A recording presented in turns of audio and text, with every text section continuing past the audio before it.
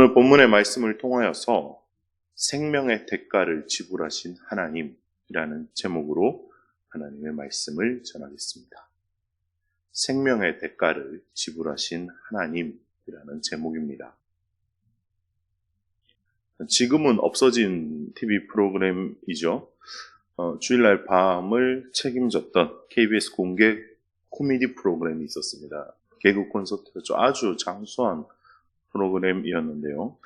그러나 세월의 변화를 이기지 못하고 역사의 뒤안길로 사라졌습니다.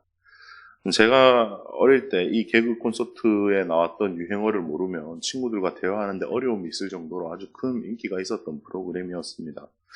이 개그 콘서트에서 나왔던 유행어들을 이야기해보라 그러면 한참 많은 이야기들 할 수 있겠지만 그 중에 개그맨 박용진 씨가 했던 유행어가 생각이 납니다. 소는 누가 키울 거야, 소는 이라는 유행어입니다. 아마 기억나실 것입니다. 그래서 이 유행어 유행할 때는 뭔 말만 하면 야, 그러면 소는 누가 키우냐 하고 친구들과 이야기했던 기억이 있습니다. 그렇게 공부 열심히 하면 소는 누가 키울래? 뭐 이런 식으로 이야기했던 기억이 있습니다. 왜 소 이야기를 할까요? 오늘 성경 말씀이 소 이야기를 하고 있기 때문이죠. 저는 이 설교를 준비하게 되면서 조금은 막막한 기분이 들었습니다. 왜냐하면 저를 포함해서 여기 계신 분들 중에 누가 소를 키우는 분이 있나 싶어서였습니다. 그래도 하나님께서는 이 말씀을 가지고 오늘 저와 여러분에게 생명의 말씀을 주시고자 한다는 것을 감동으로 주셨습니다. 본문 말씀을 통해서 왜 하나님께서는 이 소와 관련된 율법까지 말씀해 주셨는지, 우리는 이 본문을 통해서 어떤 하나님의 은혜를 묵상하는지 하나님께서 주신 감동을 본문 말씀을 통해 함께 나눠보도록 하겠습니다. 첫 번째 주안점입니다. 첫 번째 주안점은 생명을 귀히 여기시는 하나님입니다. 생명을 귀히 여기시는 하나님. 사실 사람들이 성경을 읽을 때 첫 번째로 맞이하는 고비가 있습니다. 바로 이 출애굽기 20장 이후인데요. 창세기는 나름 족장들의 이야기가 재미있게 읽을 수 있는 이야기들이 참 많습니다. 출애굽기 마찬가지죠. 출애굽기 딱 시작하면서 아주 모세 이야기가 참 드라마틱하게 흘러가기 때문에 흥미진진하게 성경을 읽을 수 있습니다. 근데 20장이 넘어가면서부터는 율법에 관한 말씀들이 착 나오기 때문에 초심자들께서 성경 읽을 때 아이고 뒤에는 뭐가 있나 하고 또 넘어가면 성막 짓는 이야기가 나옵니다. 하나님께서 모세에게 성막 이렇게 지어라.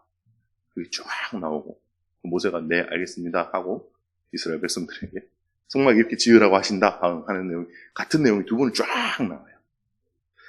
많은 도전자들이 이 부분에서 탈락을 합니다. 저도 어릴 때 이 본문들 아이고 이거 못 읽겠네 하고 넘어가서 레위기 봐야지 했는데 레위기도 똑같더라고요. 근데 이 율법을 자세히 들여다보면 보물 같은 하나님의 사랑을 발견할 수 있습니다. 오늘 본문도 마찬가지입니다. 겉내용은 소와 관련된 이슈를 어떻게 처리하는가에 대한 법률입니다. 법률은 딱딱하게 느껴질 수밖에 없죠. 그러나 이 법이 왜 제정되었고 이 법을 누가 만드셨는가 그런 생각으로 접근해보면 사랑의 하나님의 마음을 우리가 느낄 수 있다라는 것입니다. 특별히 오늘은 소가 사람을 받아 죽였을 때에 관한 이야기와 소가 소를 받아 죽였을 때 어떻게 처리할 것인가에 대한 말씀을 법으로 제정하고 있는데요. 우선 생각해 봐야 할 점은 소가 이스라엘 백성들에게 어떤 존재였냐라는 것입니다. 소는 재산이죠, 재산. 지금도 마찬가지지만 소는 전재산입니다, 전재산. 이스라엘 백성들이 출애굽 당시 애굽 사람들에게 온갖 금은보화를 받아서 나왔다라고 기록되어 있습니다. 그런데 자세히 생각해 보면 은금을 받아서 나온 건 좋아요. 금은보화를 받아서 나온 건 좋습니다. 그런데 그 금은보화가 사막에서, 광야에서 도대체 무슨 소용이 있냐 이 말입니다. 그 금덩어리로 물을 사 마실 수 있습니까? 물이 가장 귀한데 없습니다. 물 사 먹을 매점이 없습니다. 편의점도 없습니다. 금덩어리가 한만 있으면 뭐합니까? 못합니다. 그런데 함께 데리고 나왔던 수많은 양과 소들은 그 재산의 역할을 충실했습니다. 특별히 소는 온갖 짐을 실어 나르는 역할을 하면서 이스라엘 백성들의 발걸음을 가볍게 해주었습니다. 그뿐만이 아니죠. 소는 제사를 드리는 제물의 역할도 감당했으며 가장 귀한 제물로 인정받았습니다. 또 소는 젖을 짜서 소의 젖으로 치즈나 버터를 만들고 또 우유로 음용했습니다. 또 직접 소의 고기를 구워 먹을 수도 있었죠. 광야 생활에서 소보다 귀한 제물은 없었습니다. 그런데 이 소가 살아있는 생물이다 보니 여러 가지 문제점들이 발생한다라는 것입니다. 이스라엘 백성들이 광야에 정착하지 않고 이리저리 광야를 유랑했기 때문에 소를 보관할 외양간을 만들 수가 없었습니다. 외양간을 뚝딱뚝딱뚝딱 만든다고 생각해 봅시다. 뚝딱뚝딱뚝딱 만들고 있는데 갑자기 불기둥이 옮겨가요. 그러면 만들던 거 다시 부셔버리고 가서 또 만들어야 되잖아요. 소를 보관할 외양간을 만들 수가 없었습니다. 그래서 어느 정도 방목할 수밖에 없었는데요. 그러다 보니 소가 사람을 들이받아 죽이는 일들이 심상치 않게 있었다라는 겁니다. 그래서 하나님께서는 이러한 일들로 인해서 이스라엘 백성들 간의 다툼이 일어나지 않게 정확한 율법을 제정해 주셨습니다. 이스라엘 백성들에 대한 섬세하시고 세심한 일상생활까지 하나님의 사랑이 묻어나는 그런 율법인 것입니다. 이 율법을 좀 더 자세하게 들여다보면 사랑의 하나님이심을 더 여실히 알 수 있습니다. 오늘 성경 말씀은 소가 남자나 여자를 받아 죽이면 그 소는 반드시 돌로 쳐서 죽여야 합니다. 그런데 소의 주인은 형벌을 면하게 되어 있어요. 그러니까 초범에 한해서죠. 소가 한번 탁 들이받아가지고 부지불식간에 사람을 받아 죽이면 소의 주인은 한 번은 형벌을 면할 수 있습니다. 사람의 생명을 해한 짐승은 그 짐승의 가치를 막론하고 반드시 죽여야 한다는 거죠. 돈보다 사람이 우선이다라는 것을 하나님께서 말씀하고 계십니다. 사람은 하나님의 형상을 입고 지음받은 존재죠. 즉 거룩하신 하나님을 닮은 유일하신 피조물이기 때문에 그렇습니다. 하나님께서 사람을 얼마나 사랑하시는지 하나님의 형상을 닮은 사람이 죽는 것에 대한 책임 역시 죽음으로 갚아야 한다라는 것이에요. 근데 원래 소가 받는 버릇이 있고 또 그로 인해서 소의 주인에게 그 소 단속 좀 잘하세요 라고 경고를 했는데도 불구하고 관리 소홀로 인해서 소가 사람을 받아 죽였으면 그 책임을 소뿐만 아니라 소의 주인까지도 죽여야 한다라고 말씀하십니다. 참 무서운 부분입니다. 그런데 여기서 끝나지 않습니다. 만약 피해자의 가족이 그 소의 주인이 죽는 것을 원하지 않으면 속죄금을 부과할 수 있게 하셨다라는 것입니다. 30절 오늘 여전 말씀이죠. 한번 읽어보도록 하겠습니다. 시작. 만일 그에게 속죄금을 부과하면 무릇 그 명령한 것을 생명의 대가로 낼 것이요. 무조건 죽이는 건 아니다라는 겁니다. 소는 무조건 죽였습니다. 무조건. 받아가 죽이면 무조건 죽였어요. 그런데 소의 주인은 처음은 형벌을 면하고 경고했는데도 관리 소홀로 자신의 소가 사람을 받아 죽이면 원래는 죽여야 되는데 그 피해자의 가족들이 이 사람 죽는 거 원하지 않습니다 라고 이야기하면 속죄금을 부과해서 생명의 대가로 속죄금을 내고 소의 주인이 형벌을 면할 수 있게 해주셨다라는 겁니다. 저는 이 율법이 생명 경시 사상이 팽배해져 있는 현대 사회에 아주 큰 경종을 울린다라고 생각합니다. 얼마 전에 참 가슴 아픈 뉴스를 봤습니다. 평택항에서 컨테이너 작업을 하다가 300kg에 달하는 컨테이너 날개에 깔려 숨져버린 젊은 노동자의 소식이었습니다. 그 노동자는 갓 23살밖에 되지 않은 젊은 청년이었습니다. 기사에 따르면 당일 고인이 하던 이 컨테이너 작업은 평소 고인이 하던 작업이 아니었다라고 합니다. 사측에 안전교육도 없었다라고 합니다. 고인은 안전모 하나 없이 작업에 투입됐고 현장에는 산업안전보건법에 규정된 안전관리자 등도 없었다라고 합니다. 그러니까 충분히 막을 수 있던 사고였고 충분히 죽지 않아도 될 인재였다라는 겁니다. 이번만이 아니죠. 이런 안타까움, 젊은 노동자들의 죽음 계속 있어 왔습니다. 2016년 5월 28일 2호선 구의역에서 서울메트로 하청업체 직원이던 20대 청년 노동자 김모 군이 진입하던 열차와 스크린도어 사이에 끼어서 죽는 사건이 발생했습니다. 당시 김모 군 가방에는 점심으로 먹으려 했던 작은 컵라면 하나가 있어서 밥도 제대로 못 먹고 일하다 죽은 청년의 온 나라들이 서글퍼했었죠. 서울 메트로에는 선로 점검 시 2인 1조로 근무해야 한다는 안전수칙을 규정하고 있음에도 불구하고 사업소는 김 군을 홀로 점검에 내보냈고 결국 열차가 들어오는 것을 확인하지 못하고 이 같은 비극이 발생했었습니다. 그로부터 2년 후 2018년 12월 11일 충남 태안 화력발전소에서 역시 20대 청년 노동자가 컨베이어 벨트 작업을 하다가 그 컨베이어에 몸이 빨려 들어가서 목숨을 잃었습니다.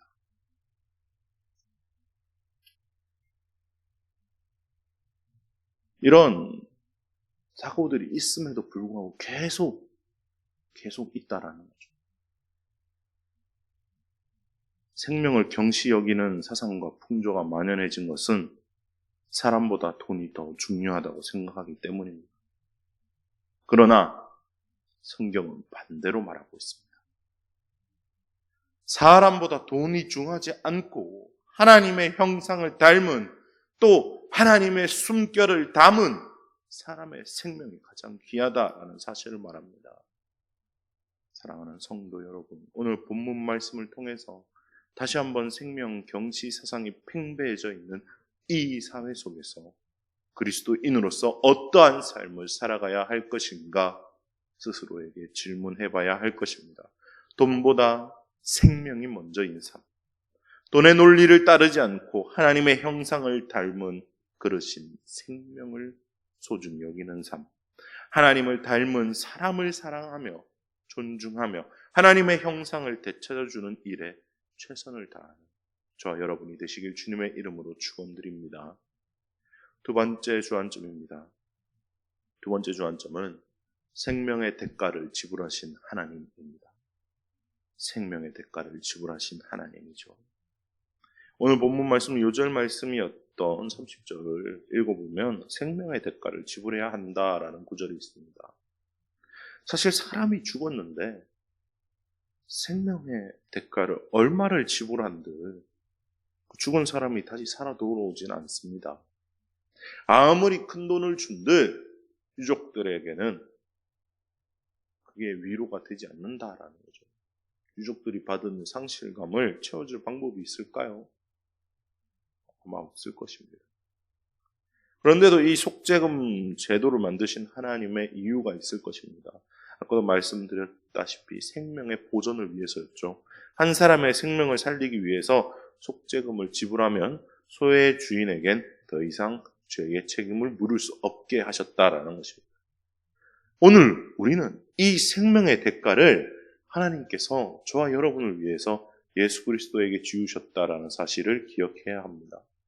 오늘 본문에서 십자가의 사랑을 발견해야 된다는 말씀입니다. 하나님의 법을 떠나면 죄의 종노릇을 하면서 살아갈 수밖에 없다는 것을 성경 말씀을 통해서 꾸준히 계속 말씀해 오셨지만 그 하나님의 경고를 무시한 채 마귀의 자녀들로 살던 인간들이야말로 소가 들이받는 버릇이 있으니 주의해야 한다고 경고를 들었던 소의 주인과 같다라는 것입니다. 소를 관리해야 할 의무가 있는 소의 주인이 관리 소홀로 사람을 죽게 한 것처럼 하나님의 말씀을 따를 의무가 있는 사람이 그 의무를 저버림으로 죄의 종노릇하고 사망의 근원에 다가갈 수밖에 없었다라는 겁니다. 죄에는 책임이 있다. 죄는 반드시 그 대가를 치루어야 합니다. 그게 하나님의 법이자 공의입니다. 그러나 하나님께서는 자신의 형상을 닮은 인간이 하나님의 법을 떠나 죄의 자식으로 살다가 지옥에 들어가는 것을 더 이상 볼 수만은 없었다라는 것입니다. 그래서 그 죄의 대가를, 죄를 범한 저와 여러분에게 묻지 않고 자신의 아들을 대속제물로 내놓으시면서 죄가 없으신 예수 그리스도께 저와 여러분의 모든 죄를 담당시키셨다라는 것입니다. 이것이 바로 아버지 되시는 하나님께서 치르신 생명 대가입니다. 이것이 저와 여러분에게 영원한 생명을 주시고자 하는 하나님께서 치르신 희생인 것입니다. 이것이 어떻게 가능할 수 있을까요? 도대체 날마다 하나님을 거부하고 죄와 보타며 살아가는 것을 더 좋아하는 인류를 위해서 자신의 하나밖에 없는 아들을 대신 죽이고 우리를 얻을 생각을 하시는 것일까요? 도저히 그 사랑의 크기를 측량할 수 없고 머리로 이해할 수 없는 사랑이지만 한 가지 분명한 것은 하나님께서 저와 여러분을 그렇게 사랑하셨다라는 것입니다. 그래서 이 사랑을 날마다 누려야 하는 것입니다. 이 사랑을 날마다 확정해야 하는 것입니다. 사탄 마귀는 하나님께서 저와 여러분을 향한 사랑의 크기를 축소시킵니다. 축소. 우리의 삶이 잘 안 풀릴 때 마귀가 싹 다가와서 이야기합니다. 하나님이 너를 사랑하는데 이런 일이 너한테 발생할 수 있어? 하나님이 너를 사랑하는데 너의 삶에 이런 문제가 생기는 게 말이 돼? 하나님이 살아계시다면 왜 이런 일이 너에게 일어나? 그러면서 하나님의 사랑을 희미하게 만들어버립니다. 그리고 매번 누려야 하는 사랑임에도 불구하고 다른 우선순위를 제시합니다. 하나님의 사랑을 어떻게 해서든지 누리지 못하게 걱정, 근심거리를 던져주는 거예요. 하나님의 사랑을 느끼려고 하면 이게 먼저 생각나게 하고 하나님의 사랑을 느끼려고 하면 저게 먼저 생각나게 하고 그거에 집중하다 보면 하나님의 사랑은 온데간데 없습니다. 그러나 속으면 안 됩니다. 하나님께서 저와 여러분을 살리기 위해서 예수 그리스도를 십자가에 못 박으셨습니다. 저와 여러분을 병에서 낫게 하기 위해서 예수 그리스도의 등허리가 채찍에 터져나갔고 저와 여러분을 지옥에서 건져내시기 위해서 그 가시면류관을 씌우셨습니다. 이 사랑은 절대 지워지지 않는 사랑입니다. 이 사랑은 절대로 옅어지는 사랑이 아닙니다. 이 사랑은 지금도 폭포수와 같이 저와 여러분에게 쏟아져 내려옵니다. 이 사실을 믿을 때 생명의 대가를 지불하신 하나님을 누릴 수 있습니다. 하나님께서는 이미 모든 것을 용서하시기로 작정하셨고 그렇게 하기 위해서 예수 그리스도를 나의 죄를 대신해서 죽이셨기 때문입니다. 오늘 이 사랑에 잠기는 생명의 대가를 지불하신 하나님을 누리는 저 여러분 되시길 주님의 이름으로 축원합니다.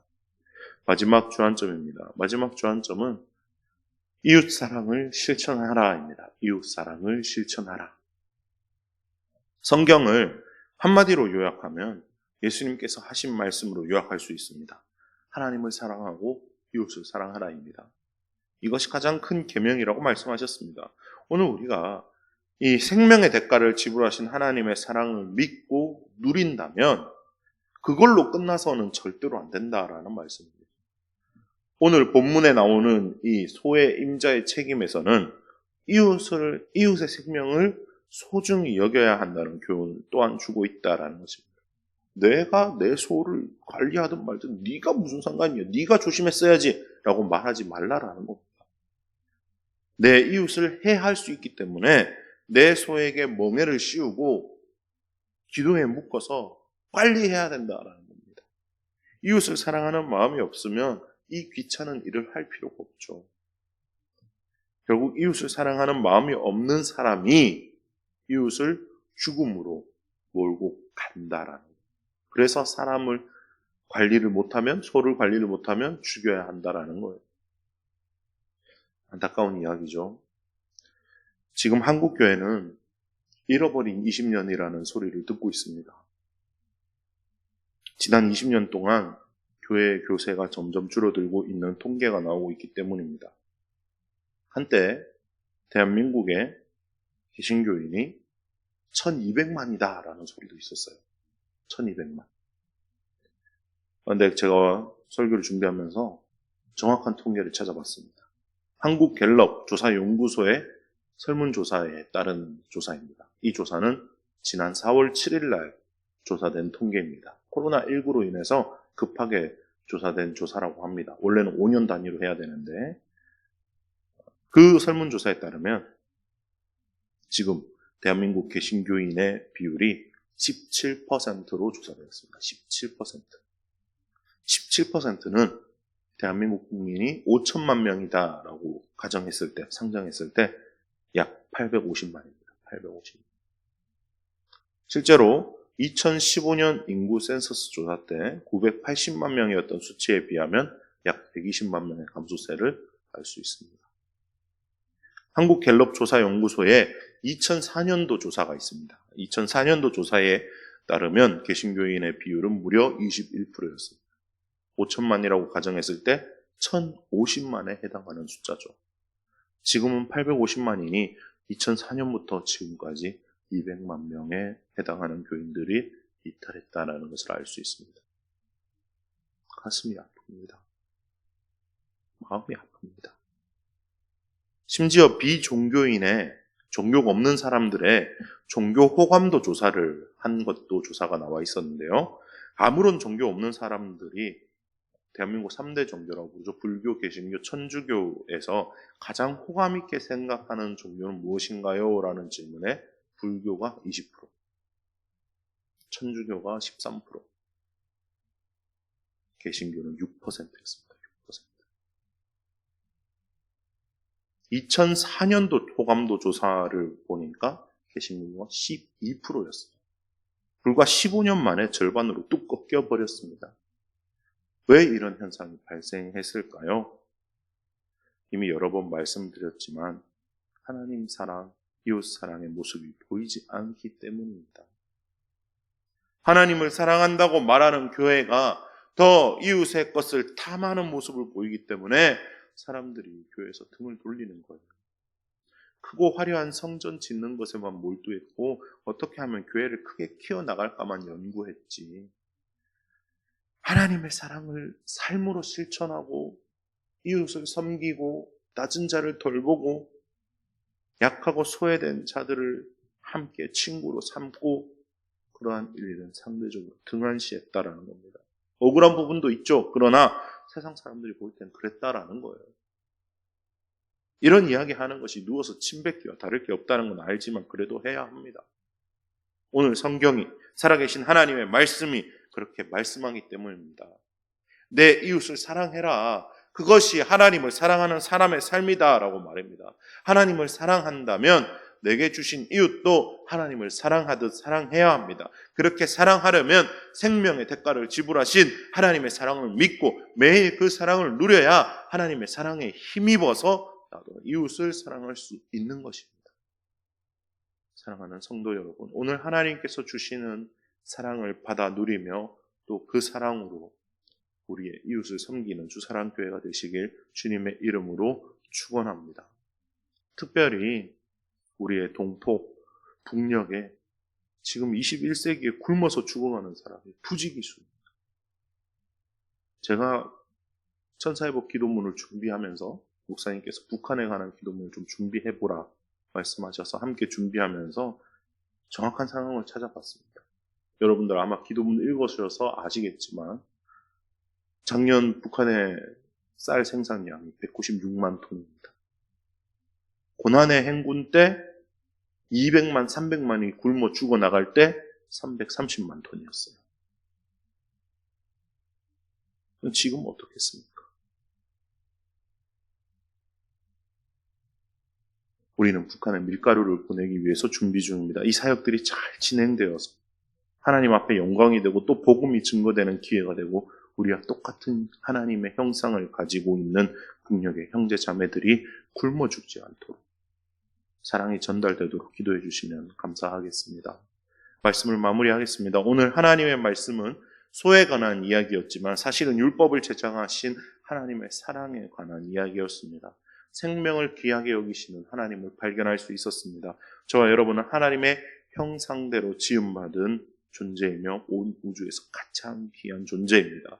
그런데 세상은 이 생명을 경시하는 사상으로 점점 가고 있습니다. 누가 죽든 말든 뭐 또 다른 사람으로 대체하면 되지. 그런데 이때 그리스도인으로서 돈보다 생명을 먼저 선택하고 생명을 살리는데 힘을 쓰며 또 그런 사회를 만드는데 일조하는 저와 여러분 되시길 주님의 이름으로 축원드립니다. 또한 생명의 대가를 치르신 하나님을 만날 수 있었습니다. 그 세상 어느 것보다 귀한 자신의 아들을 저와 여러분을 살리기 위해서 생명의 대가로 지불하셨던 하나님의 그 사랑이 저와 여러분을 살게 합니다. 그 사랑으로 살아가야 합니다. 그 사랑을 누리는 저와 여러분 되시길 주님의 이름으로 또한 축원드립니다. 또한 성경은 그 사랑을 누린다면 이웃을 사랑해야 한다라고 말씀하십니다. 이웃을 사랑하지 않는 교회는 생명력을 유지할 수가 없습니다. 하나님을 사랑한다면 나에게 주어진 이웃도 하나님처럼 사랑해야 한다라는 것입니다. 그것이 하나님의 사랑을 누리는 사람의 자세이자 삶의 태도인 것입니다. 오늘 그 사랑을 충만히 받아 누리며 또 그 사랑을 삶으로 실천하는 저와 여러분 되시길 주님의 이름으로 축원드립니다.